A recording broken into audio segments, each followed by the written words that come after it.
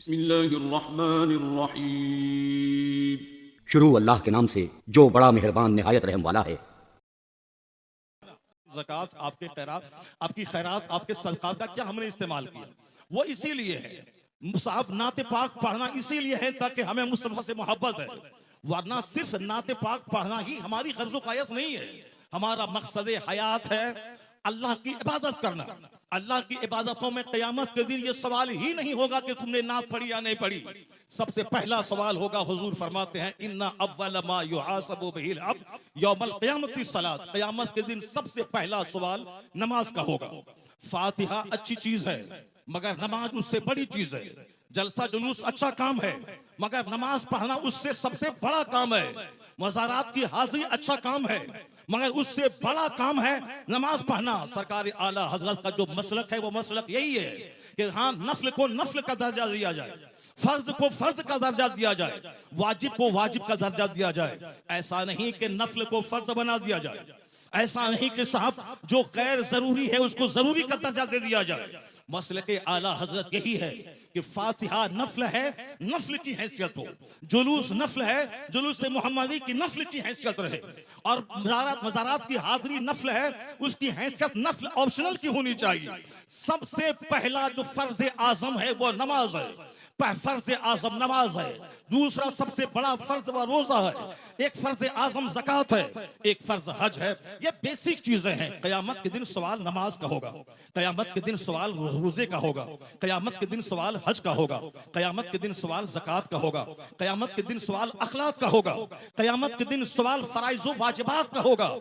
नवाफिल का सवाल नहीं होगा। अगर नवाफिल फर्ज के साथ मिल जाएं तो फिर उसका दर्जा और बुलंद हो जाएगा। लेकिन फर्ज को छोड़कर नफल बेवजन है, फर्ज को छोड़कर नफल खसो खाशाक की तरह है। तो जो कहता है कि फातिहा हराम है वो मिसगाइड है। जो कहता है कि जुलूस मोहम्मदी हराम है वो गुमराह है। जो कहता है कि औलिया सालिहीन के आस्थाने पे जाना जरूरी नहीं है, फर्ज वाजिब नहीं है, वह जाना गुनाह है, नाजायज है, वो भी गुमराह है। और जो ये कहता है कि सिर्फ नमाज पढ़े, दरगाहों पे जाना नहीं, वो भी मिसगाइड है। और जो ये कहता हो कि सिर्फ फातिहा पढ़े, नमाज जरूरी नहीं है, सिर्फ जलसा करे, नमाज जरूरी नहीं है, सिर्फ नात पढ़े, नमाज जरूरी नहीं है, सिर्फ साहब कव्वाली करे, नमाज जरूरी नहीं है, वो भी मिसगाइड है। बीच का रास्ता है मसलक एतदाल और मसलक आला हजरत के पहले फर्ज अदा होगा फिर नफ्ल अदा होगा। यहाँ नमाज भी अदा होगी, नियाज भी अदा की जाएगी, नमाज भी पढ़ी जाएगी, मज़ारात पे हाजिरी भी होगी, नमाज भी पढ़ी जाएगी, जुलूस मोहम्मदी भी निकाला जाएगा। ये फर्ज और नफ्ल या दोनों मिलकर सीधा रास्ता जन्नतुल फिरदौस लेके जाएगा।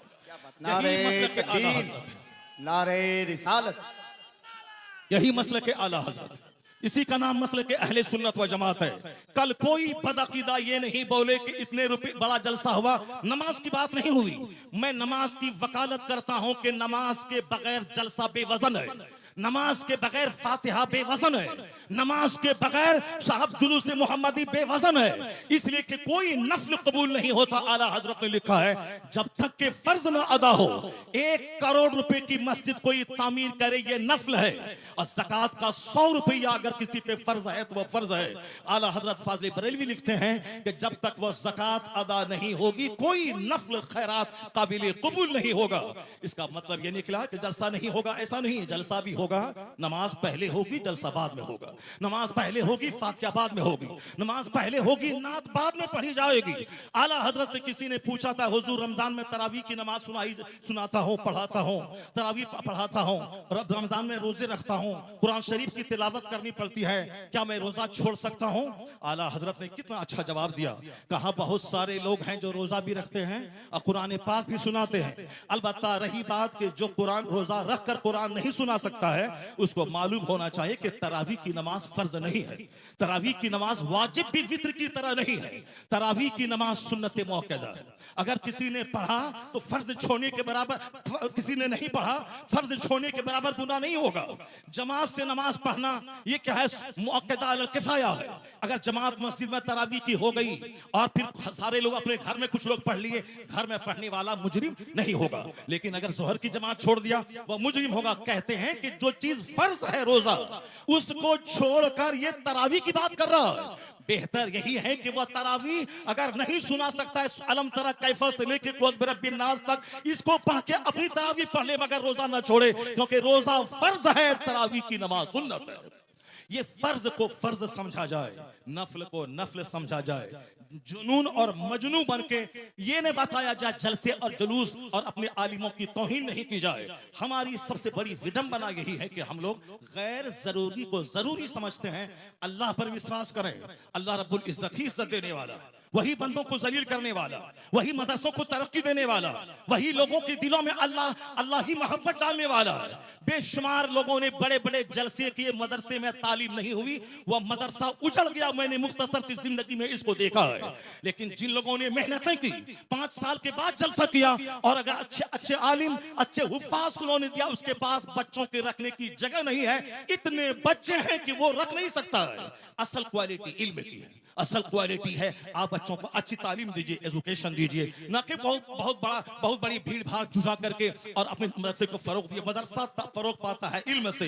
मैं तमाम सुन्नी मदारिस के लोग जिम्मेदारों से कहता हूं, तालीम पे फोकस दें, दरसगाह पे फोकस दें, अच्छे आलिम को रखें, अच्छे उफ़ाज को रखें। अगर एक बच्चा फारिग हुआ, अगर सही ढंग से कुरान सुनाया, तो सारे लोग यही कहेंगे, ये बता दे तू किस मदरसे में पढ़ा है, वो तेरा उस्ताद कौन है। यानी वही एक बच्चा आपका सबसे बड़ा प्रचारक हो जाएगा। वही एक बच्चा आपके मदरसे की खूबियों को दूसरों के सामने एग्जीबिशन करने वाला एक जबरदस्त अलमबरदार हो जाएगा। आपने 10 बच्चों को आप निकाल दिया और क्वालिटी उसमें नहीं है, वह जहां भी जाएंगे मदरसों को बदनाम करेंगे कि किस उस्ताद ने तुझको पढ़ाया है, किस मदरसे में तुमने पढ़ाया है।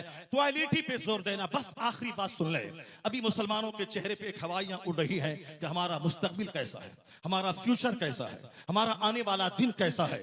आपको मैं यकीन दिलाता हूं कि इस्लाम का आने वाला दिन इतना सुनहरा है क्या कोई दिन ऐसा नहीं गुजरता जिस दिन कोई पढ़ा लिखा आदमी कलमा पढ़ के मुस्तफा का गुलाम न बनता हो।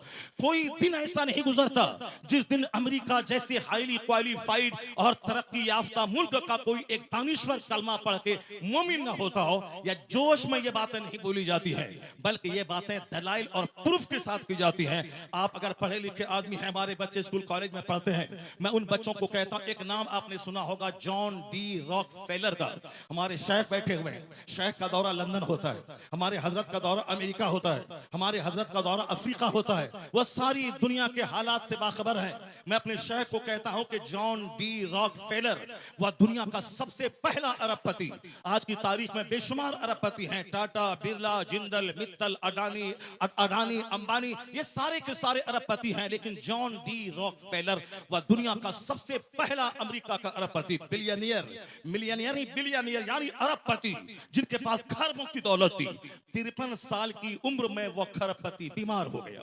बीमार होने के बाद अब उनको लगा कि अब जैसे कि मैं मर जाऊंगा, जब मर ही जाऊंगा।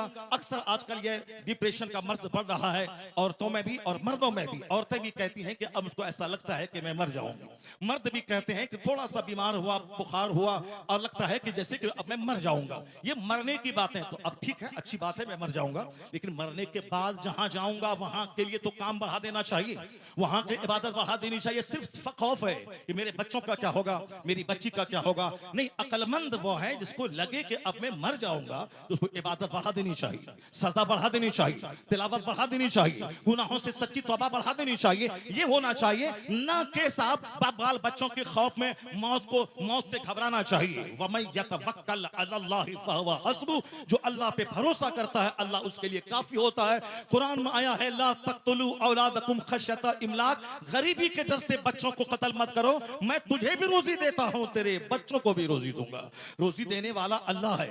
वो अमेरिका का खरबपति, उसने सोचा कि अब जब मुझको मर ही जाना है तो अब क्यों नहीं सदका तो खैरात करके मैं मरूं। अपनी दौलत का एक बड़ा पार्ट मेडिकल एक्सपर्ट के खर्च पे उन्होंने डोनेट किया कि नई नई बीमारियां और उसके इलाज और ट्रीटमेंट दरियाफ्त करने के पीछे मेरी दौलत का एक बड़ा हिस्सा खर्च होगा। उन्होंने एक स्कूल बनवाया, गरीबों, मिस्किनों, माजूरों, बेवाओं के बच्चे स्कूल में पढ़ेंगे, फ्री तालीम। उन्होंने एक बहुत बड़ा हिस्सा अपनी दौलत का हॉस्पिटल पे वक्फ किया। यहाँ गरीबों, मिस्किनों, माजूरों, कम पैसे वालों का इलाज होगा। यानी अपने पैसे को गरीबों के लिए, सोशल वेलफेयर के लिए, चैरिटी के लिए उन्होंने दरवाजा खोल दिया। उसको ऐसा महसूस हुआ 2-3 महीने के बाद कि अंदर से उसका कैंसर का जख्म हल्का हो रहा है। ये द टाइम्स ऑफ इंडिया जो हिंदुस्तान का अंग्रेजी अखबार है, हमारे बच्चे तो एमए करने के बाद भी एक जुमला अंग्रेजी नहीं बोलते हैं। जिसको होना था डीएम वो चपरासी की भी नहीं बन पाए, जिनको होना था साइंटिस्ट वो गली कूचे का दिल फेंक आशिक बन गया। अमेरिका का यहूदी एक मिनट का सही इस्तेमाल करके दुनिया को माइक्रोफोन दे, दुनिया को हवाई जहाज दे, और हमारे वो बच्चे जिसके पास थी मेरिट डीएम बनने की, वो सिर्फ मोबाइल चला चला करके वो बच्चे हमारे गली कूचे के दिल फेंक आशिक बन गए, किसी काबिल नहीं रहे। एक बच्चा हिंदुस्तान का अगर आईएएस ऑफिसर बनता है तो 40 करोड़ मुसलमानों का कलेजा ठंडा हो जाता है। वो कमा के अपने बाप को देगा, मगर नाम पूरी मुस्लिम सोसाइटी का होता है। हमारी मेजॉरिटी हमारे नौजवानों की मोबाइल चला चला के डीएम तो नहीं बनी, अलबत्ता अपनी जवानी में आग लगा दी, अपनी सोच और फिक्र में आग लगा दी, अपनी अपनी अपनी सेहत को तबाह बर्बाद कर दिया, अपने खानदान की नाक मिट्टी में मिला दी। मोबाइल का इस्तेमाल जरूरतन हो, 24 घंटे उसमें घुस के न रहे। टॉयलेट का इस्तेमाल जरूरत हो, 24 घंटे टॉयलेट में घुसने वाला तबाह बर्बाद हो जाएगा, सेहत खत्म हो जाएगी। यहूदी एक मिनट को कीमती समझते हैं तो जलील कौम दुनिया में सबसे मालदार कौम है। जबकि नमाजों की पाबंदी हमें वक्त की कदर सिखाती है, जबकि सहर और इफ्तार का सिस्टम वक्त की कदर सिखाता है, जबकि ज़कात का मैनेज हमें एक मिनट को कीमती समझने का पैगाम देता है। 1 मिनट पहले दाना हलाल, 1 मिनट के बाद दाना हराम, ये हमें पंक्चुअलिटी सिखाता है। मगर अक्ल रहे तब न इन बातों पे हम गौर करें। हमारे पास तो गुस्सा बहुत ज्यादा है, हमारे पास जज्बात बहुत ज्यादा है, हमारे पास सब छोटी फिक्री की वजह से हम जो लायक थे उस लायक नहीं बन पाए। अमेरिका का खरपति, उन्होंने दौलतों का एक बड़ा हिस्सा स्कूल पे, हॉस्पिटल पे, गरीबों के राशन के किट पे और मेडिकल एक्सपर्ट की टीम बैठा के, ताकि नई बीमारियों का इलाज खोज करने के लिए वह टीम खास रहे। उनको ऐसा लगा जब से वह चैरिटी, सदका तो खैरात का काम शुरू किया, अंदर से उसके बदन का जो कैंसर था उसका मर्ज दूर होने लगा। 4 महीने के बाद उन्होंने टेस्ट करवाया, उसके अंदर का कैंसर खत्म हो चुका था। अब वो शख्स दुनिया वालों को बताया कि दुनिया वाला गवाह रहे, दुनिया वाला गवाह रहे कि चैरिटी से बीमारी का इलाज होता है, सदका से बीमारी का इलाज होता है, खैरात से बीमारी का इलाज होता है। उन्होंने कहा खैरात से बीमारी का इलाज, बीमारी के इलाज के जितने तरीके हैं उसमें सबसे बड़ा तरीका यह भी है कि चैरिटी और खैरात से बीमारियों का इलाज होता है। सदका तो खैरात से मरीज सेहतमंद होते हैं, सदका तो खैरात से मरीज सेहतयाब होते हैं, सदका तो खैरात से मरीज सेहतयाब होते हैं। उन्होंने सारी दुनिया को बताया। हमारे शेख आ गए, एक दूसरे शेख की आमद हो गई जो बरकाती खानवादे के शेख हैं, वो आ गए और शहजादे आला हजरत यहाँ बैठे हुए हैं। बस मेरी गुफ्तगू खत्म होने वाली है, उसको गौर से सुनेंगे तो हम पूरे हिंदुस्तान में जाते हैं, पूरे मुसलमानों का दर्द सीने में मौजूद है, कहाँ क्या हालात हैं वहां उस हालात का मुशाहिदा करते हैं। तो हम अपने गुस्से के मुजाहरे के लिए नफ्स की तस्कीर की खातिर नहीं देते हैं, सिर्फ मिल्लत के लिए, कौम के लिए, मसलक के लिए हम अपने लोगों के सामने अपनी कमजोरी बयान करते हैं। जरा गौर से सुने, जब उन्होंने खरपति ने कहा कि मेरा मर्ज अच्छा हुआ, इलाज के जितने तरीके हैं, एलोपैथिक, होम्योपैथिक, साहब जड़ी बूटी, आयुर्वेद में सब तरीके हैं इलाज के, मगर सदका तो खैरात इलाज का एक जबरदस्त तरीका है। तो जो बात जॉन डी रॉकफेलर ने आज कही, यही बात मुस्तफा ने 1400 साल पहले कही थी कि दावू मरदाकुम बिस्सदका व हस्सनु अमवालकुम बिज़कात। मुस्तफा ने कहा अपने मरीजों का इलाज सदका करके किया करो। तो आज 1400 साल के बाद अमेरिका का खरपति अपने तजर्बे से दुनिया को बताया कि सदका से एक बीमार ठीक होता है। जो बात मुस्तफा ने 1400 साल पहले कही, वो अमेरिका का क्रिश्चियन जाती तजर्बे से बता दिया कि मुस्तफा का कौल सच्चा है, मुस्तफा का मजहब सच्चा है और खैरात से इलाज होता है। तो आज जैसे दानिश्वरों के बीच मुस्तफा की हदीस की सदाकत सामने आ रही है, कलमा पढ़ने वालों की तादाद में जबरदस्त इजाफा होता चला जा रहा है। इस्लाम कभी खतरे में नहीं था और आज भी खतरे में नहीं है। जैसे जैसे इल्म बढ़ रहा है, जैसे जैसे रिसर्च बढ़ रही है, जैसे जैसे तहकीक बढ़ रही है, वैसे वैसे मुस्तफ़ा के गुलामों की तादाद में इजाफा होता जा रहा है। इस्लाम के ताल्लुक से आप बेफिक्र हो जाएं, अपनी फिक्र करें कि मेरा मरते वक्त क्या होगा, मेरा कब्र में क्या होगा, मेरा हश्र में क्या होगा, कल अगर मैं मर गया तो मेरा क्या होगा। इस्लाम के बारे में ज्यादा फिक्र करने की जरूरत नहीं है। इस्लाम बहुत जिंदा और ताबिंदा मजहब है। पूरी दुनिया के हर गोशे में, हर खित्ते में इस्लामी चिराग रोशन हो रहा है।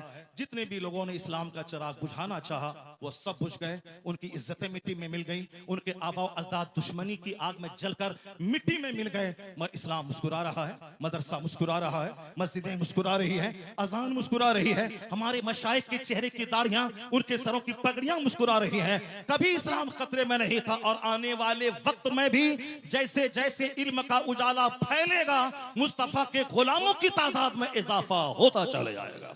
है नूरे खुदा कुफ्र की हरकत पे खंदाजन, फूकों से चिराग बुझाया न जाएगा। अल्लाह तबारक व तआला मदरसा गौसिया सिराजुल उलूम को सलामत रखे, मौलाना कसीमुल हक साहब को सलामत रखे, उनके मदरसे की मोहब्बतें इलाके के सारे मुसलमान के दिलों में अता फरमा दें। यहाँ के सारे मुंतज़मीन, अरकान और तमाम पढ़ने वाले बच्चे, सारे असातिज़ा सबों को इखलास के साथ दीनी खिदमत करते रहने की तौफीक अता फरमाए। हमारे शेख को अल्लाह लंबी उम्र अता फरमा दे। अल्लाह ताला इन्हें और पूरी दुनिया में घूम घूम कर मसलक आला हज़रत की धूम मचाते रहने की तौफीक अता फरमाए। आमीन व आखिर दाअवाना अनिल हम्दुलिल्लाहि रब्बिल आलमीन।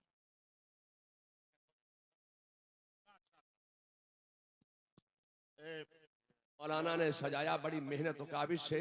इस जलसे का क्या होगा, आप हजरात तो इलाके के हैं, अपने इलाके की इज्जत का आप ख्याल कीजिए। और ये मामलात जो हैं पहले के और थे, अब 1 मिनट में पूरी दुनिया में बात पहुंच जाती है। इसलिए मैं आपसे गुजारिश करूंगा कि आपके इलाके के बहुत बड़े आलिम दीन मौलाना शहरयार रजा साहब बहुत बड़े आलिम दीन हैं और नात सुनना इबादत, नात लिखना इबादत, नात पढ़ना इबादत। लेकिन मुझे आप बताइए कि जब तक के उलमा की तकरीरें आप नहीं सुनेंगे तो ये कौन बताएगा कि नात सुनना इबादत है, नात पढ़ना इबादत है, नात लिखना इबादत है। उलमा की तकरीरें से ईमान सलामत होगा, अकीदा महफूज होगा। तो उलमा की तकरीर सुनना पहले, नात सुनना ये बाद में। नात भी पढ़ी जाएगी और तकरीर भी की जाएगी। आप लोग बड़े इत्मीनान के साथ तशरीफ रखें। हजरत मौलाना शहरयार रजा साहब का खिताब नायाब दस्तयाब होगा इंशाअल्लाह। बैठ जाएं सारे लोग, बैठ जाएं। हुजूर पीर तरीक़त अल्लामा मौलाना तौसीफ रजा खान साहब क़िबला मद्दजुल आली नबीर आला हजरत, ये आला हजरत के शहजादे हैं। इन्होंने यहाँ आने के बाद आपको नसीहत की कि नात खानी भी हो मगर तकरीर सबसे पहले होनी चाहिए। मैंने आपकी इन अदाओं की वजह से मुझको नाराजगी हुई, क्योंकि तकरीर ना सुनने के बाद सारे लोग यकबैक खड़े हो गए। ये जलसे की तौहीन है, हमारे इलाके की तौहीन है। इसलिए यह जलसा है, सीरत की महफिल है, इस्लाह ईमान व अमल कॉन्फ्रेंस है। अब जरा थोड़ी देर मेरी गुफ्तगू सुने, उसके बाद दस्तारबंदी का मंजर होगा और हुजूर पीर तरीक़त का खिताब नायाब होगा। अल्लाह तबारक व तआला हमारे इलाके के सारे मुसलमानों को अपने उलमा की कद्र करने की तौफीक अता फरमाए। मैंने कहा था ना कि हमारी बेइज्जती होती है, हमारी तौहीन होती है, हमारे जलसे का वक़ार मजरू होता है। हम लोग चारों तरफ से घिरे हुए हैं बदअकीदों के बीच में। हमारा कल मजाक उड़ाया जाएगा, हमारे जलसे का मजाक उड़ाया जाता है। तो हमें सिर्फ आपकी इन अदाओं की वजह से तकलीफ होती है कि मैंने कहा ना कि जिस तरह आपने नात सुनी थी उसी तरह बैठ के आप 1 घंटे की तकरीर सुन लेते, ताकि पूरे हिंदुस्तान के लोग जानते कि वहां नात भी सुनी जाती है और तकरीर भी होती है। अब जरा गौर से सुनिए, हमारे ताल्लुक से कुरान शरीफ में कहा गया है कि कुंतुम खैर उम्मा, तुम बेहतरीन उम्मत हो, लोगों की तरफ भेजे गए हो।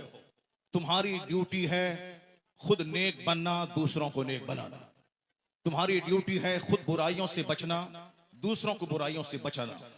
ये हमारी क्वालिटीज को कुरान शरीफ में बयान किया गया है कि you are the best community, तुम बेहतरीन उम्मत हो। और बेहतरीन क्यों हो? इसीलिए हो कि तुम्हारा काम ही है नेक बनना, दूसरों को नेकी का पैगाम देना। तुम्हारी जिम्मेदारी है खुद बुराई से बचना और दूसरों को बुराई से बचाना। दूसरे लोग खाने पीने पैदा हुए हैं, दूसरे लोग मौज मस्ती करने पैदा हुए हैं, दूसरे लोग शराब पिए, बदकारी करें, सूद खाएं, उससे क्या मतलब है? उसको मरने के बाद हिसाब किताब का कोई खौफ ही नहीं है। ये सारी बातें हम मुसलमानों को सोचना है। सरकार दो जहां की हदीस है कि ला तज़ूलु क़दमा अब्दिन हत्ता युसअल अन अर्बईन। आका फरमाते हैं कि क़यामत के दिन बंदे का पांव अपनी जगह से 1 इंच नहीं हटेगा, 1 इंच नहीं हटेगा जब तक के 4 चीजों का उससे सवाल न हो जाए, जब तक के 4 चीजों का उससे सवाल न हो जाए। सबसे पहला सवाल होगा अन उमरिही फीमा अफना, यानी अपनी यह कीमती जिंदगी तुमने किस काम में गुजारी। ये तो हर मुसलमान को समझना होगा कि हम अपना बहुमूल्य जीवन सर से लेके पांव तक महासंख्यों रुपए से ज्यादा कीमती पार्ट्स अल्लाह ने दिए। जो लोग गूंगे हैं, बात नहीं कर सकते, उनको देखने के बाद अपनी जबान की अहमियत समझें। जो लोग अंधे हैं, देख नहीं सकते, उनको देखने के बाद अपनी आंख की अहमियत समझें। जो लोग पागल हैं, समझ नहीं सकते, उनको देखने के बाद अपनी अक्ल की अहमियत समझें। जिसके पास हाथ नहीं है वह लूल्हे को देखकर अपने हाथ की अहमियत समझें। जो लोग लंगड़े हैं, जो चल नहीं सकते, उनको देखने के बाद अपने पांव की अहमियत समझें। जो अरबों में खेलने वाले 2 रोटी खा के पचा नहीं सकते, उनको देखकर 10 रोटी खाने के बाद पचाने की जो मशीन अल्लाह ने पेट की शक्ल में दी है, उसका महत्व समझें। हुजूर फरमाते हैं कयामत के दिन इन सारी नेमतों के बारे में सवाल होगा। तुमने अपने पांव का कैसा इस्तेमाल किया, तुमने अपनी जबान का कैसा इस्तेमाल किया, तुमने अपने हाथ का कैसा इस्तेमाल किया, तुमने अपनी आंख का कैसा इस्तेमाल किया। सारी जिंदगी के बारे में सवाल होगा। नाच तमाशे में जिंदगी गुजारी या कुरान की तिलावत में गुजारी? तुमने सिर्फ वक्ती लज्जत की खातिर तुमने इंजॉय किया या तुमने रात में तहज्जुद के वक्त उठ के अल्लाह के खौफ से आंसू बहाया? ये सवाल होगा सारी नेमतों के बारे में। ये कीमती जिंदगी किस काम में गुजारी? हमें मुशरिकों के नाचने गाने से कोई एतराज नहीं, हमें यहूद और नसारा के नाच गाने से कोई एतराज नहीं है, हमें बौद्ध और जैन के नंगे रहने से कोई एतराज नहीं है। हमें सिर्फ मुसलमानों से कहना है कि हमारे पैगंबर ने कहा है कि कयामत के दिन 1 इंच अपनी जगह से हट नहीं पाओगे जब तक के 4 सवालों का जवाब नहीं दे दो। हर मुसलमान के बच्चों को यह हदीस याद होनी चाहिए, हर मुसलमान के घर में यह हदीस लिखी होनी चाहिए, हर मदरसे की दीवारों में इस हदीस से पाक को लिखा जाना चाहिए, हर मस्जिद में इस हदीस से पाक को लिखा जाना चाहिए, ताकि सारे लोग अपनी रिस्पॉन्सिबिलिटीज को समझें कि कयामत के दिन क्या होगा। पहला उमर ही फीमा अफना, जिंदगी के बारे में, जिंदगी किस काम में गुजारी। दूसरा सवाल होगा अन शबाब ही, जवानी के बारे में कि तुमने जवानी किस काम में गुजारी। जवानी दीवानी होती है। जवानी में लोग कहते हैं कि चलो कुछ भी करो, बुढ़ापे में तो नेक बन ही जाना है, जबकि बुढ़ापे में 90% लोग नेक नहीं बनते, अलबत्ता बीमार बनकर वो अपनी जिंदगी के आखिरी अयाम को भी तबाह बर्बाद करते हैं। हुजूर फरमाते हैं कि तुम जवानी किस काम में गुजारी, इसका सवाल होगा। तीसरा सवाल होगा अन माल ही मिन ऐन इक्तसबहु व फीमा फज़अहु, यानी माल कहां से कमाया और कहां खर्च किया, इसका सवाल होगा।